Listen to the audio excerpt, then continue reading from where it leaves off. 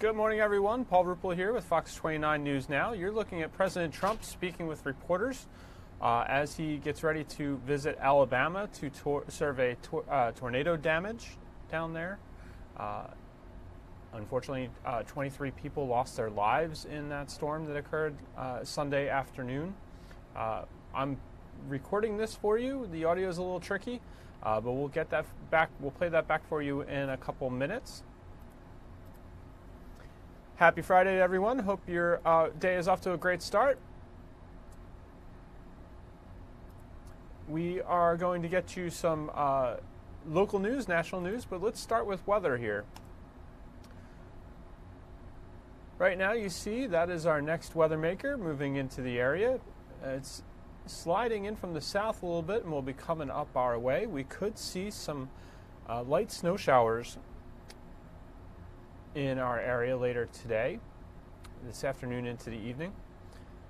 Not any large accumulations. We're expecting just a coating, maybe up to an inch.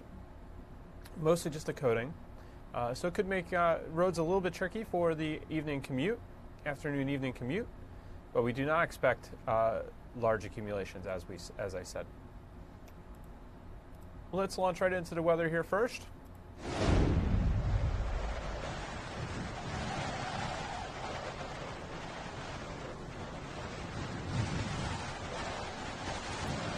Here's a closer look at Ultimate Doppler for you.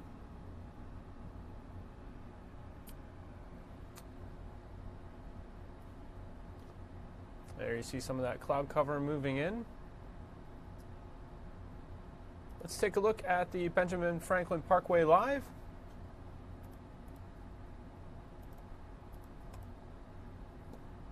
Currently it is 32 degrees. Dew point is 16 and winds are calm, which is a nice change. It was a little bit breezy yesterday. Could really feel that wind chill.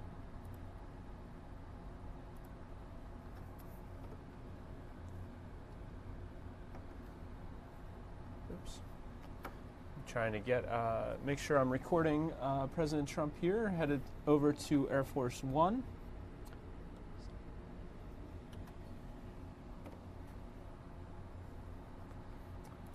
There he is, taking the walk over to the plane from Marine One. As I mentioned, that video that was coming in was from him speaking on the White House lawn. We'll get back to that in a moment. Here's a look outside our studios at 4th and Market Streets. We're looking at about the 300 block there, the CVS in the foreground. Some of the floors above that. Let's get you back to the weather here. Current temperatures. It's 35 in Philadelphia right now. 30s across much of the area. To our north and west, it's a little chillier in the 20s.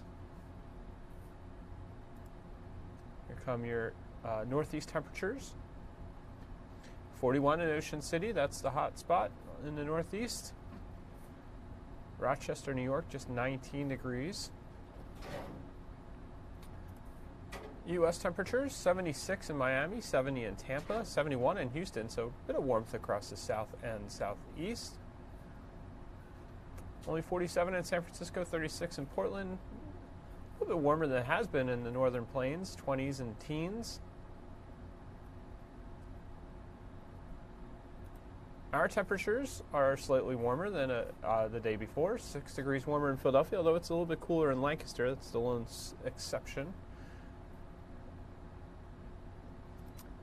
As we said, calm winds right now, only single mile per hour readings right now, or calm. And so there's no gusts and not much of a wind chill to speak of. Feels like the freezing point right now in Philadelphia, right on the nose.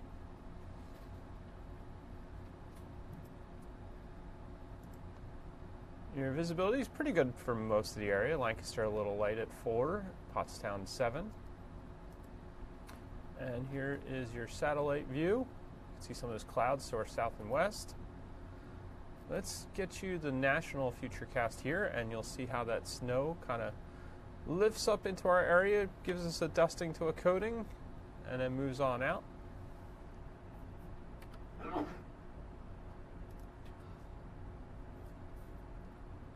Let's roll this for you really slowly. You see there is some of that snow after the evening rush. Looks like it might even come in a little bit later and stay pretty much to the south of the city for the most part.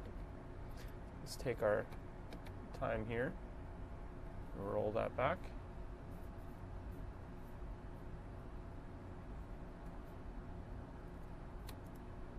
Let's try that again. There we go. In the afternoon, it's starting to move into southern Delaware. There's our rainmaker on Sunday.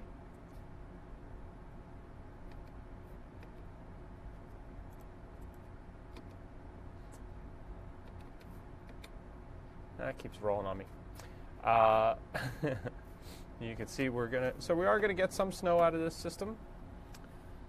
But like I said, looks to be a very light coating to a dusting. Not much to be concerned about. Here's your 7-day forecast from the Weather Authority. So we're AM sun, and there's that PM mix, 39 degrees. Call it a 5 on our forecast by the numbers. Saturday looks sunny and nice, high of 47. Of course, we're moving the clocks an hour forward overnight, Saturday into Sunday. We're calling Saturday a 9, by the way, so it should be nice if you have some activities you haven't gotten outside to do in a little while. Might be able to get out there with the slightly warmer temperatures.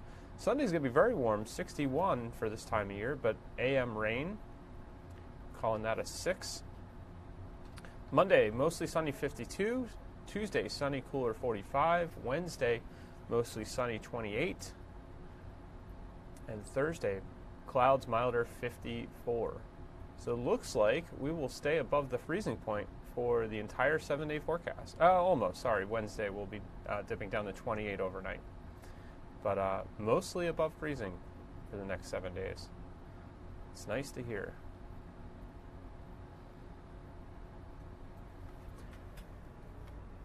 All right.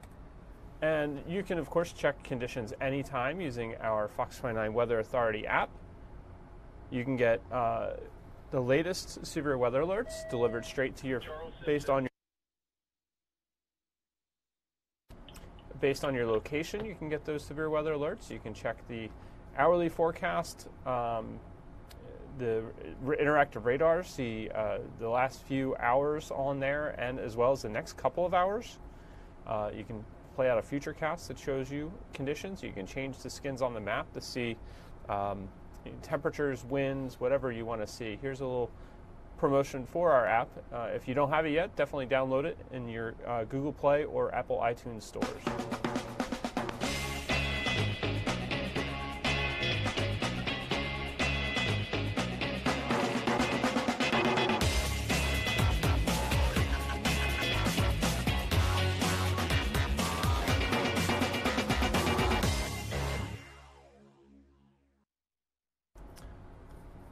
Let's take you to, this is Air Force One getting ready to depart for Alabama. As we mentioned, the president spoke to the press outside the White House.